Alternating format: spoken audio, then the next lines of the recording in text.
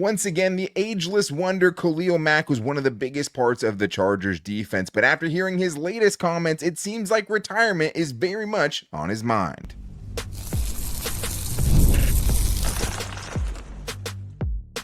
You are Locked On Chargers, your daily podcast on the Los Angeles Chargers.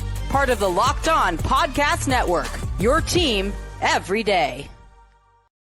What is up, and welcome into the Locked On Chargers podcast. I'm your host, Daniel Wade, joined as always by my co-host, David Droegemeier, and we've been covering the Chargers together now for 9 seasons, but this is our 7th year as a host of the Locked On Chargers podcast, bringing you your team every day. Thank you to the everydayers out there for making us your first listen, and to make sure that you never miss the show, go subscribe or follow for free on the Locked On Chargers YouTube channel, and listen wherever you get your podcast from. David, what do we got today? Well, Daniel, Khalil Mack is one of the best trades in Chargers history. He has came in and been an absolute superstar since he stepped into the building, and after this latest playoff loss, it has him contemplating retirement. And the Chargers, also another guy, Asante Samuel Jr. Can he come back? And we get some more information on what happened with his injury. And I don't think he's going to be a member of the Chargers next year. And Deon Henley was a superstar in his breakout second-year campaign. But where does the linebacker position go from here? And Deon Henley's year is even more impressive after you hear kind of what he was dealing with this season and playing through injury. But you can start this season with a big return on FanDuel. New customers can place a $5 bet and you'll get started with $200 in bonus bets if you win or lose your first $5 bet. Visit FanDuel.com to get started. David, Khalil Mack, man, like what can you say? Obviously, he didn't maybe hit 17 sacks again in 2024, but once again, you get to the end of the season and you keep waiting for this dude to kind of fall off and his play to diminish, and it just hasn't happened yet. And one of the things that was really interesting about Danny Pomper from the Athletics article that he put out about Baggy Day, because basically where all the players go to their locker room, clear out their locker, have their exit interviews, was Khalil Mack kind of contemplating the next step. And I mean, he thought about retiring after the Jaguars season, the disaster in that postseason. And then he came back and had 17 sacks. Now, again, he has to face that decision where he's still playing at a really, really high level. But this was kind of the concerning part that I heard when Daniel Popper was talking to him about, saying, hey, he is considering retirement. And he also said, knowing that big picture, you're getting that time with your family, instilling those same value. And my boys, having that time with them is more important to me. It sounds like a dude who is very content, with the career and the resume that he's put together, which is a Hall of Fame career. Without a doubt. Absolutely, and no question about it. And I think what he also said, though, was it would be really tough for him to go out on a playoff loss. And, I feel embarrassed that he's been with the Chargers for 3 seasons, and they weren't the team that's been able to get Khalil Mack his first playoff win because he's made it 5 times, has never gotten that win. But, David, I mean, Khalil Mack retiring would be a really, really big blow to the Chargers because he has still been a foundational piece. And I mean, their edge rusher room is going to look a lot different in 2025 without him. And then obviously with potential Joey Bosa cut. Absolutely. I mean, for Khalil Mack, 3 seasons with the Chargers, played 50 of a possible 51 regular season games. That right there is just unreal, unbelievable, and something you just don't see in today's NFL, especially playing at the edge rusher position, such a violent position where you're going up and you're trying to destroy the member of the offense that's in front of you. 163 tackles, 39 tackles for loss, 31 sacks in those 3 years. Sheesh. Posted back-to-back defensive grades over 90, and in 2024, he had an overall defensive grade of 90.4, which was 5th out of 211 edge rushers.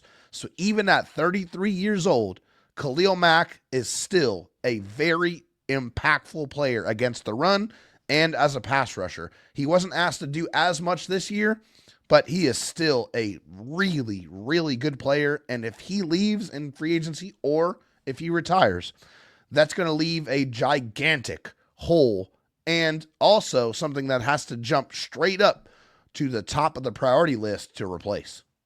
Yeah, and I think the thing is, even if maybe his numbers went back a little bit this year, right? I mean, he had 49 pressures, which was 26th in the NFL this year, second on the team with 7 sacks per PFF because they don't give half sacks, only behind Tuli Tuipulotu.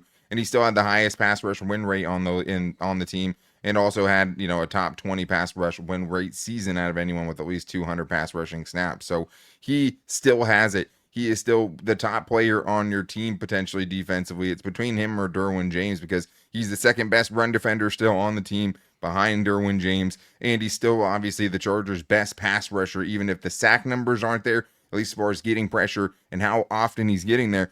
He is still that guy, but that's the kind of the interesting thing about the conversation, David, because it's not just about if he retires. If he doesn't retire, then he's still a free agent. I mean, his contract is up with the Chargers, and in his pay cut that he took last year to try to help this team win in 2024, he put it basically in it that he could not be franchise tagged by the Chargers. So you have to convince him, I think, that the Chargers can be a winner in 2025, right? And can give him a chance for that playoff win or Super Bowl win, which might feel kind of hard to say right now, just the way everything ended this year, but also have to convince him to stay in LA because you can't actually keep him there. Absolutely. Yeah. I mean, with this is a very interesting situation. And, we were talking about this before the show started, the type of money that he's going to be looking for. I mean, based off of his production over the last few years and his availability, which we know is very, very important in the game of football. He's going to be looking for a pretty penny. I mean, regardless if he took a pay cut or not, it's not going to be something where, it's going to be $10 to $12 million. He's probably going to be looking for 18 to 20, even for a single year. And I mean, he could fetch that. That's the thing, right? There's plenty of teams who feel like their window is right now. They could absolutely take a Khalil Mack for a season, promise a chance at a Super Bowl, and pay him that because it's not a long-term contract. You only need him to perform that 1 year. And what did we just see him do? Yeah, perform. Yeah, absolutely. So with Khalil Mack, this is a guy that, you're going to have to sell him on your vision again. And that's basically what Jim Harbaugh had to do last year when, they got him to come to the table and take a pay cut is, hey, this is what doing it too now. This is what our plan is to try to get you into the playoffs and get you a playoff win. He said that he was very, very candid with Khalil Mack when he talked about it, and so he's going to have to do that again, all over again. Yeah. And I think he's going to have a compelling argument. He's going to be like, hey, listen here, Khalil, we're going to have $100 million in cap space, so we're going to be able to go out and get whoever the heck we want to be able to improve this team, and we also are going to have at least 9 or 10 draft picks, so we're going to be very, very aligned with and going to have the resources to be able to go out and attack all of the deficiencies that we did have on this team. And you are definitely a major reason why we feel like we're going to be able to contend in 2025. Well, and I think the nice thing about him is he's just been so available that you feel like no matter what, if he's out there, he's going to be an important part of your defense in whatever capacity that you decide to use him in. But at the same time, I think when you try to sell that vision, it is going to be much easier than it was the year before that, because last year they had to convince him that a 5-win team was going to be able to potentially make a playoff run, which seemed very unlikely with where things stood at the end of last season. But I think the other thing is we know that he's grown very close with Joey Bosa, and the further we get along, David, I mean, it's kind of felt like that all season, but now that we see what the season has been for the entirety of 2024, there's just no way that Joey Bosa is going to be able to be paid, what his cap hit is in 2025. Like, you can't pay $36 million for the production that you got, and it's not anything against him. It's a contract that he got from Tom Telesco. He stayed on the field more than ever, but that is the other thing, David, where it's so important for Khalil Mack to potentially re-sign with the Chargers, because it's almost 100% at this point feeling like Joey Bosa will not be back in Bolts. Yeah, there's absolutely no way. I mean, definitely not at the current cap number that he's at, $36.4 million. Yeah. If the Chargers cut him, it's a savings of $25 million.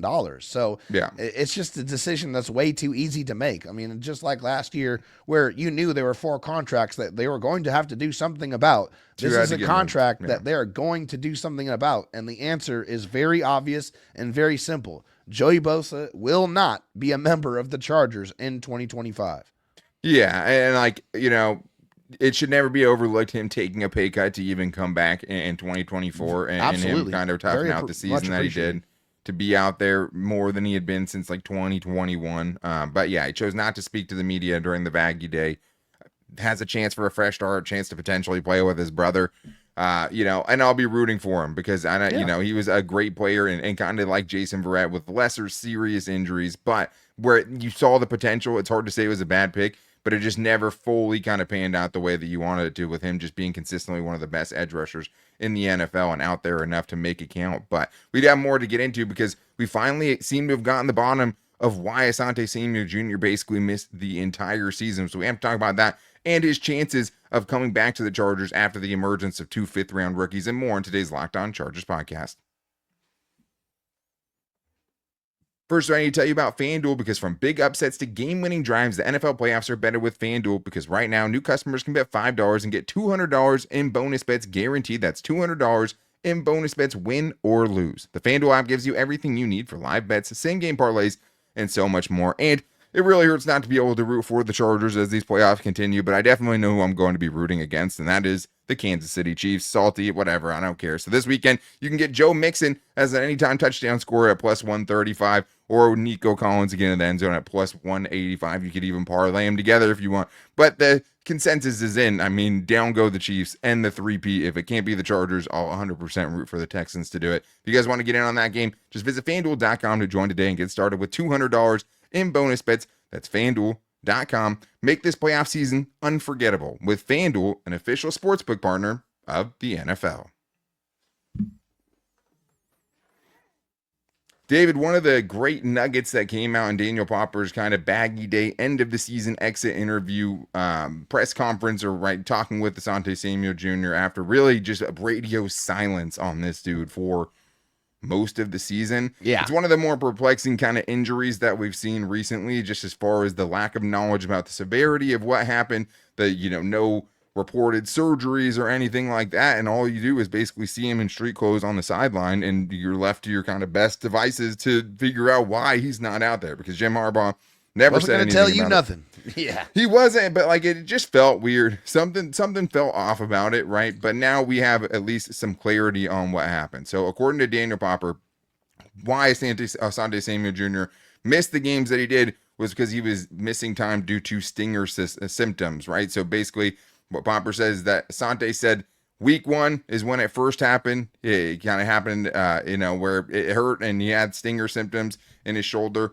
And then again, before week 6 game against the Broncos, in practice, he collides with one of his teammates. Basically said he was losing feeling in both of his arms at one point. It sounds super scary what was going on, but this is what he had to say. Just wanted to make sure for the long run I'll be good, make sure my health overall is good. I wish I could have been out there with my team. It was killing me not to be out there with those guys, but I had to make sure my health was good. So that's an interesting statement there, and I think you can kind of read into that what you want, as far as if he could have been back, what the timetable is, or why he wasn't able to come back in 2024.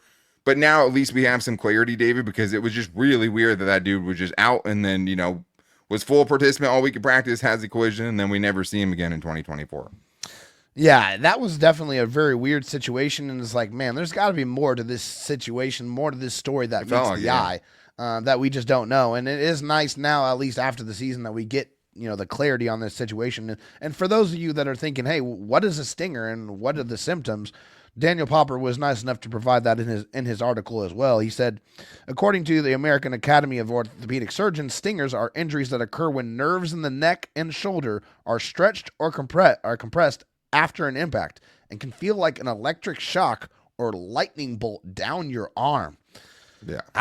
That sounds horrible. That sounds extremely painful. Something that I do not want to deal with. And just imagine. You never had a stinger? Stingers suck, man. I mean, not, it's a pretty common football injury. I've had a stinger before. Stingers are terrible, but you usually don't miss a season with it, right? He said this is something that he's been dealing with birth. Something that was born with, yeah. Yeah, but stingers, man, and just getting stingers, I've known a lot of people who've gotten them, and I've had one before. They absolutely suck. So to have that for an extended period of time definitely must have been pretty awful.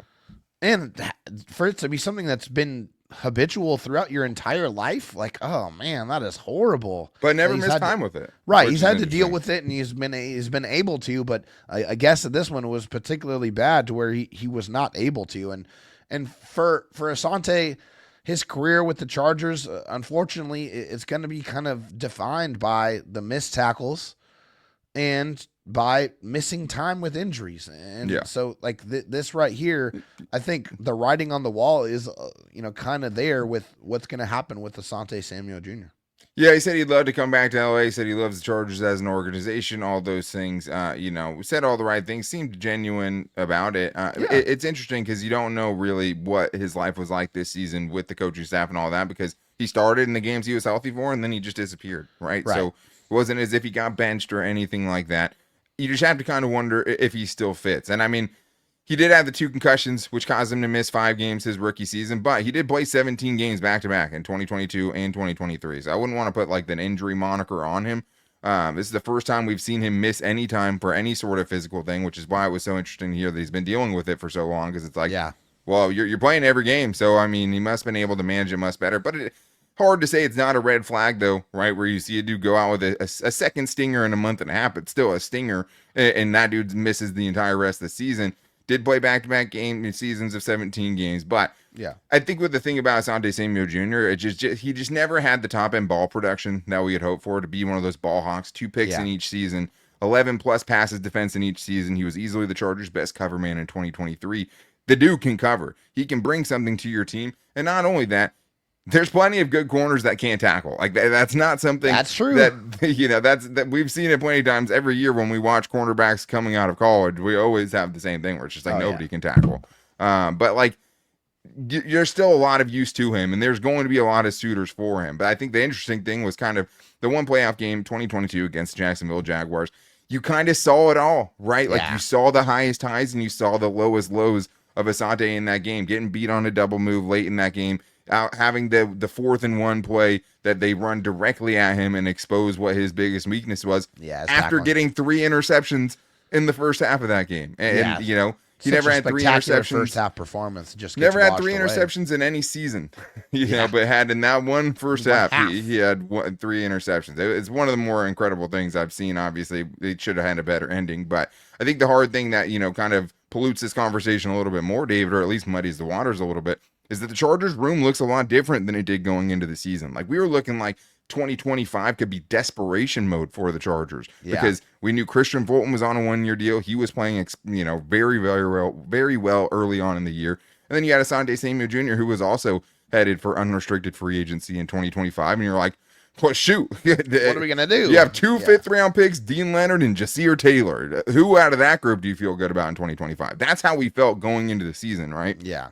Now, you've had the emergence of Tariq Still. You've had the emergence of Cam Hart to where now you feel like you have potentially 2 starting corners going into 2025 where I would say, you probably still need to add somebody into that room. I wouldn't say, okay, hey, you're totally good there now. But it went from like, hey, code red, you have nobody that can play this position at a starting level going into the season in 2025 to where now you have 2 really good young up-and-coming players that you have under control for very cheap contracts for the next 3 seasons. Yeah, and guys that kind of have different skill sets that they bring to the table. With Tarheeb still with the ball skills, he had had 57 tackles, 4 interceptions, 4 pass breakups, and a passer rating allowed of only 79.1. That's playing some really, really good football. Obviously, missed tackles were there. He had 12 missed tackles in that as well. And then you have Cam Hart who had 35 tackles, only 2 missed tackles and a forced fumble. He had 5 pass breakups and a passer rating allowed of 90.2. Cam Hart was your enforcer. He came in and he laid the boom. And he paid the price for that with a couple of concussions, but he definitely made his presence felt out there on the football field. He was a corner that coming into, the Chargers, one of his biggest things that we talked about was his inability to use his size and play as a bigger corner. And all of a sudden that got fixed in the NFL. He started to really lay the wood on guys and really kind of, made a name for himself from that perspective. And Tarheeb still coming in and taking some chances, but also getting rewarded with the interceptions. Yeah, and I talked to you about this before the show where it's like it feels like Tarheeb Still is kind of what we always wanted Asante Samuel Jr. to be, where I think he has more potential to be a more consistent tackler than he was this season, Tarheeb Still. But at least with those mistakes, you got the ultimate benefit of getting a dude who has 4 interceptions and leads all rookie corners in interceptions and had the second most interceptions of any rookie in 2024. So you had the highs and the lows, right? Like there's plenty of super risky players. You always think of like a Marcus Peters, right? Where it's like he was going to give up some bonehead plays at times, but he was also going to get, 5 or 6 interceptions every season and take 1 or 2 back to the house. Yep. That's what kind of the vibes that Tariq still gave as a rookie. And that's the hard thing about him is like there'll be so much good teach tape for him because he is a player that takes some chances. And I mean, you think about the play to Mike Evans, a shoulder tackle where he takes it upfield. You think about the play to Marvin Mims where he goes inside and has that turn into a big gain. There's a lot of teach tape there for Tariq still, but so much potential. And to get both those dudes in the 5th round. And I mean, and somehow I'm still kind of intrigued to see what Dean Leonard can do in 2025, the way he ended his season. And as a 7th round pick that I'm never going to give up on. Hard to factor Jasir Taylor into the room, just the way that they phased him out towards the end of the season. But it's not nearly as much of a disastrous room in 2025 as we thought it could be. And all credit goes to Joe Ortiz for that, finding a couple of 5th round steals. But if you're talking about a steal, Deon Henley is starting to look like one of the steals of the 2023 draft, the way he performed in 2024. And it's even more impressive when you find that he did it all with a torn labrum. So we're going to talk about that, but also kind of not knowing what the future is at that position because of the uncertainty and what Junior Colson is going to turn in, and more on today's Locked On Chargers podcast. Growing your small business in 2025 comes down to how well you can hire, and let's face it, better hires start with smarter insights. That's where LinkedIn comes in. With strong hiring data available, LinkedIn helps you identify the right candidates, giving you the confidence to make the best decisions for your business. I've used LinkedIn Jobs myself, and I can tell you it's a game changer when it comes to hiring the right fit. Small businesses are wearing a lot of hats, so every hire is crucial, and LinkedIn gets that. That's why they connect you with the best candidates using data you won't find anywhere else. From unique skills and interests to the connections you share, LinkedIn helps you find the right person for the job. In fact, 72% of small businesses say LinkedIn has helped them find high-quality candidates. And I know that from experience, you have to get the right fit. The last thing you want to do is fill a position that you need to get filled, but then it's not the right fit and it doesn't gel cohesively with your environment, and then you're looking to fill that same position weeks or months later, right? You can hire smarter this year and find your next great hire on LinkedIn. Post your job for free at linkedin.com/LockedOnNFL. That's linkedin.com/LockedOnNFL to post your job for free. Terms and conditions apply. David, we have some more kind of end of season news that came out that we want to get into regarding Daiyan Henley, who was just one of the breakout stars for the Chargers defense. We were talking before the show, probably a top 3 player on this Chargers defense in 2024, which is so crazy considering how little he could get on the field as a rookie. So I do want to talk about that, but I also just want to thank everyone for making us your first listen, especially when the offseason first starts, coming off of a tough loss like that. It is always crazy to see you guys still wanting that Chargers content and wanting to see how the Chargers, can fix it and where they can go from here and how they can get better from what we just saw. But thanks for making us your first listen. If you need a second listen, make sure to check out the new slate at Locked On NFL, where they have 2 shows a day with my guy Tyler, the Madman Rowan, and also my guy Tony Wiggins, as they bring on the people who cover their teams every single day while covering the entire NFL on YouTube, wherever you get your podcast from. Dave, one of the interesting things from Daniel Popper's kind of end of season article came out of the locker room when the Chargers were clearing things out and doing their exit interviews was that Deon Henley was playing with a torn labrum. And we always talked about how Deon Henley, has potential to be one of the best tacklers. And even this year, and maybe a down tackling season, still comparatively, still a very, very solid tackler, especially with how many tackles and how many, dashes he put on the board this season. But even more impressive when it's like, hey, when he'll probably tackle better? Once he has a labrum. Like a labrum probably helps in that. But David, I think it's just, hearing that, it just makes it more impressive because he did it earlier on in the season and really just still finished his second season as one of the better young up-and-coming linebackers in the league.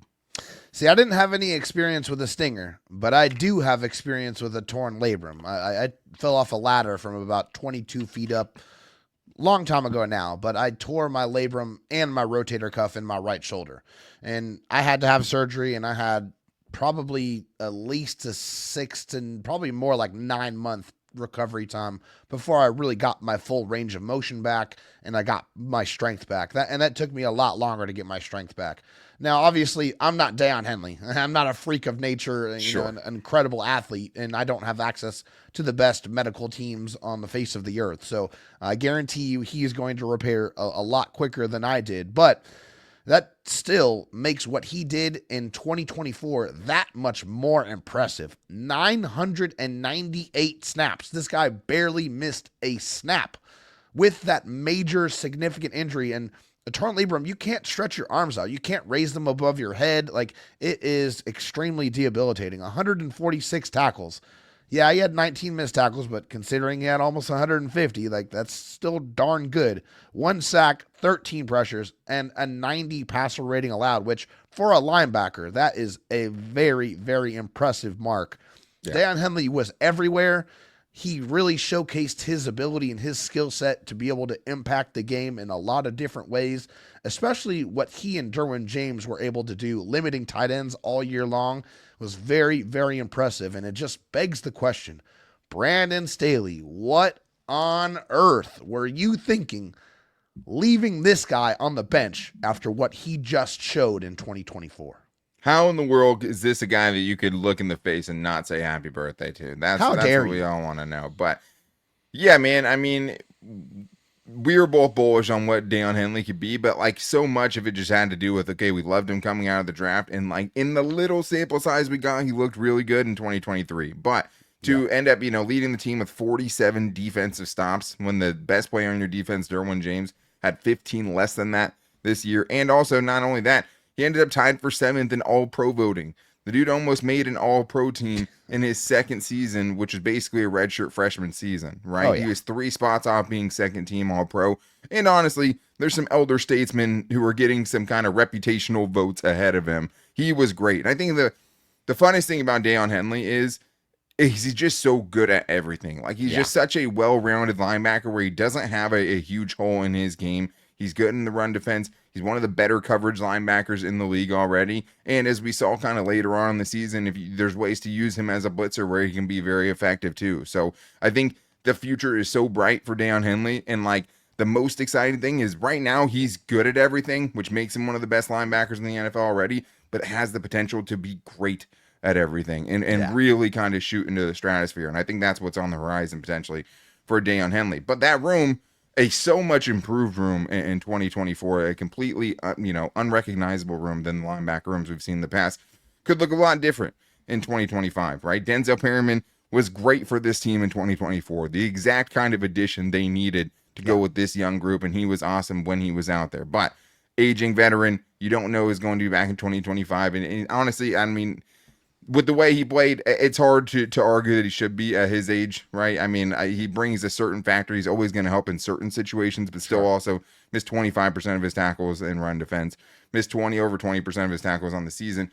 I don't know. It just missed too many games to feel really good about. But the bigger part of this is the reason we don't know what the future holds for this room is because you just have no idea how you're supposed to feel about Junior Colson at this point, David. Even though, unlike Deon Henley, we did see a little bit more of him than we did from Deon Henley his rookie season. It just wasn't very good. No, it was not. I mean, an overall grade of 38 for 2024, according to PFF, which is awful. And, yes, was he dealing with a myriad of different injuries? Did he lose and miss a lot of time in the offseason? Absolutely, yes, he did. But when he was on the field, it just felt like he was not really in the right place at the right time. A step behind, I would say. Yeah, exactly, which doesn't make a whole lot of sense because was playing in the same exact defense that he played in. It's just the speed of the game, man. Yeah, the speed of the game was very obvious that was something that he wasn't exactly ready for. Now, and it really manifests itself. The passer rating allowed was 120.8. So I think the speed of the game is definitely something that he needs to work on. He did have some positives, though. 5 pressures and 15 pass rush snaps. So that's really high productivity. And he only missed 2 tackles. After the first 2 games of the season, he did not miss a single tackle the rest of the season. So he does have some things to build on, but there's definitely a lot to work to do as well. Yeah, I love Junior Colson's tape from college, right? He was a really, really good player. And the tackling definitely has translated. We talked about it, right? The other place you could look as a pass rusher, he didn't pass rush nearly as much as any of the other linebackers did, but when he did, he was more effective than any of them. So those are what you would look at if you're trying to find kind of, and like he didn't have all terrible games. He just had some really, really bad games and some okay games.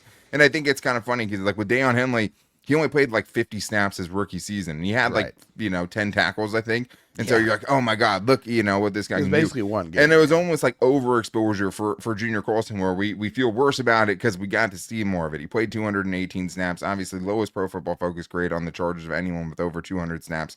third lowest amongst all linebackers in the eligible amount of snaps, which is as many as Junior Colson played, which is out of 97. So 85th in passer rating allowed.